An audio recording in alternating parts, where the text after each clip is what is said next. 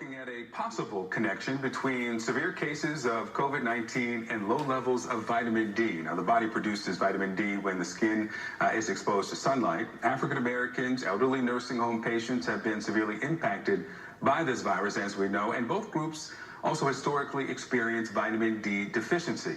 With me now are Professor Bruce Hollis, Director of Pediatric Nutritional Sciences at the Medical University of South Carolina, and Dr. Carol Wagner, a professor and neonatologist, also a researcher at the university. Welcome to you both. Hello. Yes, thanks for having us on. All right, Dr. Hollis, let me start with you. Give me specifically, what are you looking to study? What's the question you're trying to answer here? Well, I've been studying vitamin D for decades, and primarily our research had focused on racial disparities in pregnancy outcomes. It has all to do with immune function, and to us, vitamin D is probably the premier immune-controlling hormone. And vitamin D and racial disparities have been a problem for a long time, and when this all came around, we started looking at racial disparity data coming out, and it was everywhere. Mm-hmm. And so we designed research projects to look at this problem. Dr. Wagner, are the studies that are prompting your research, are they suggesting that people who have a vitamin D deficiency are more susceptible to contracting this virus, or once they contract it, that the symptoms are more severe or they're more likely to die? Or do you know yet?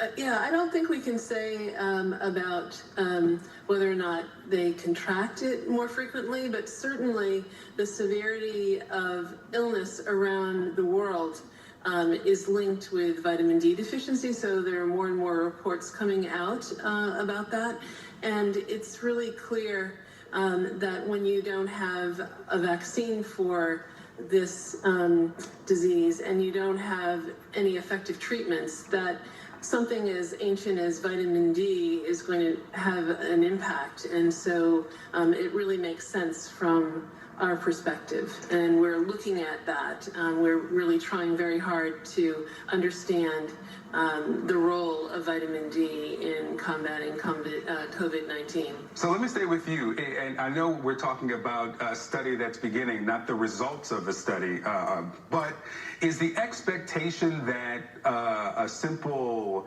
vitamin D supplement will potentially close this gap and I guess narrow this disparity? Yes. So if we can get individuals who are vitamin D deficient sufficient before they contract the disease, we think that's going to have the greatest effect.